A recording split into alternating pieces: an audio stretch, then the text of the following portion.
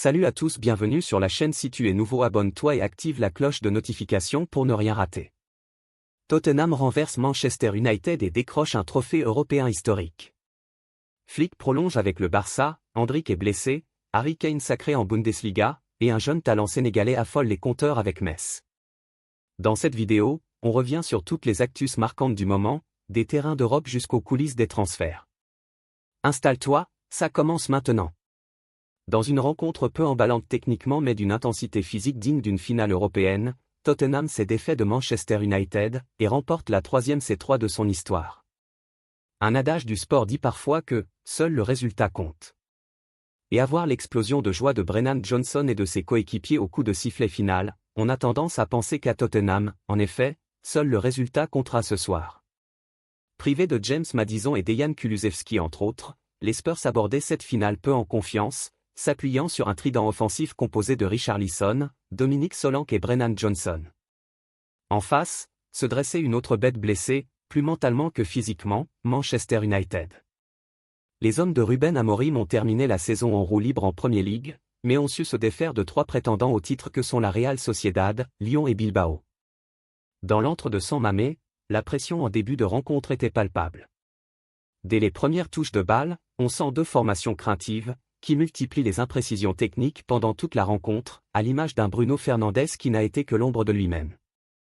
Imprécis, le Portugais est suppléé par Casemiro en début de rencontre, venu couper 2 contre-attaques dangereuses des Spurs.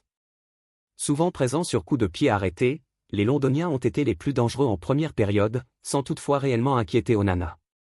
Jusqu'à ce centre de Pape Matar Sarr coupé par Solanke, qui, au bout d'un cafouillage et d'un ballon qui ricoche sur Luke Shaw, parvient à tromper la vigilance du gardien camerounais à la 42e minute. Derrière ce but, les Mancuniens tentent de jouer plus haut, mais Mickey Van de Ven veille au grain dans son duel face à un Rasmus Jolin pas en réussite.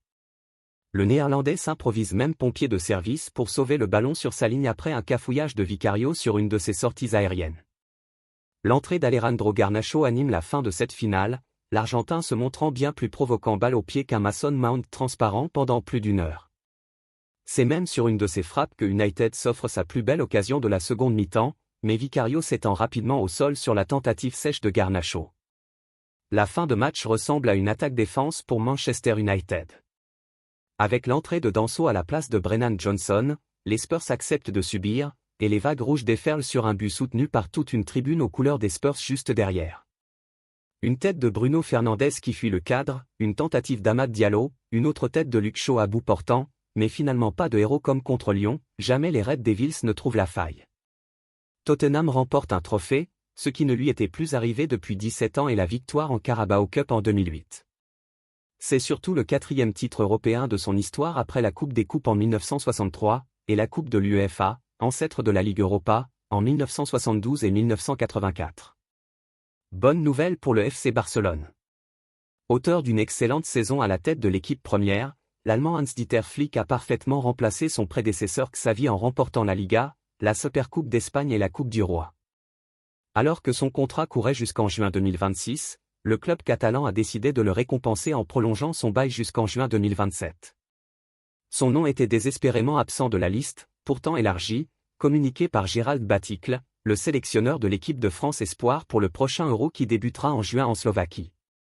Magna Kliuch a été retenu par son club, l'AS Monaco, que rien n'oblige à libérer ses joueurs pour cette compétition.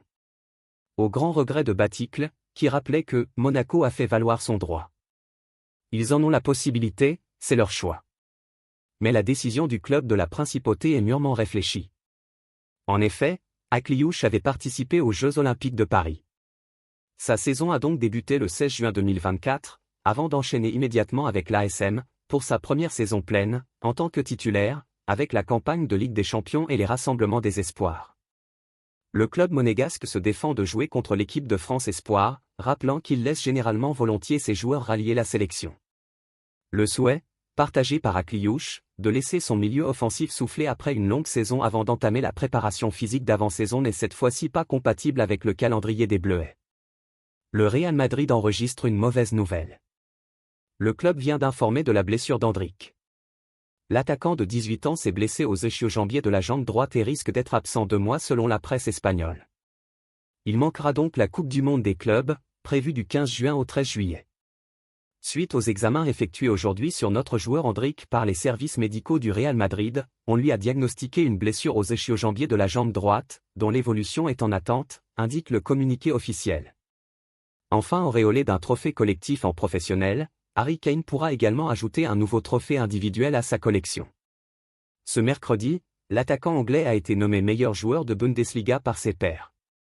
Il succède à Florian Wirtz, lauréat l'an passé.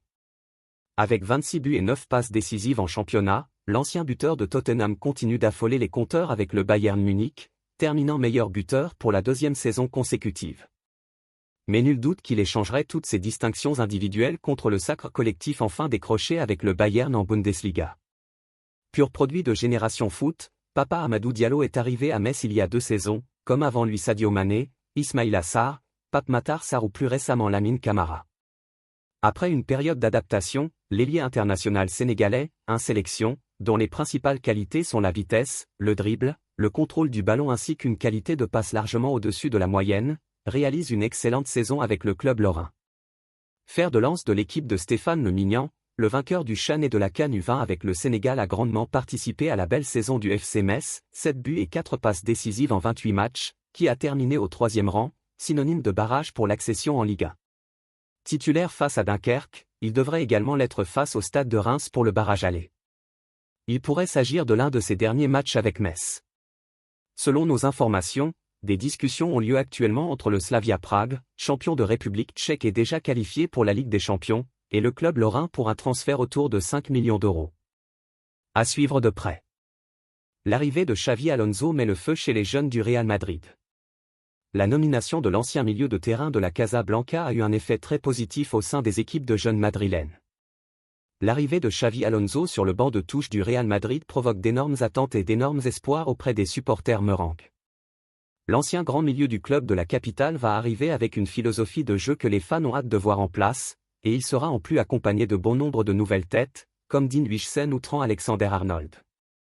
Un vent d'air frais sur le Santiago Bernabéu donc, où Carlo Ancelotti, bien que respecté et considéré comme une légende du club, essuyait de vives critiques. Parmi les principaux reproches qui étaient faits aux tacticiens italiens, il y avait le peu de confiance accordée aux jeunes joueurs, que ce soit ceux issus du centre de formation, ou ceux recrutés récemment comme Endrick ou Arda Güler. L'opinion publique madrilène espère que les choses changeront avec Xavi Alonso, et que le Basque alignera des joueurs issus de la Fabrica de façon plus régulière. Les jeunes sont heureux. Et comme l'indique Relevo, l'arrivée d'Alonso à la tête de l'équipe première a ravi les jeunes joueurs. Celui qui avait déjà occupé un rôle au sein des équipes de jeunes, il avait dirigé les U13 sur la saison 2018/2019, devrait donner de nombreuses opportunités aux Cantrano de l'académie madrilène.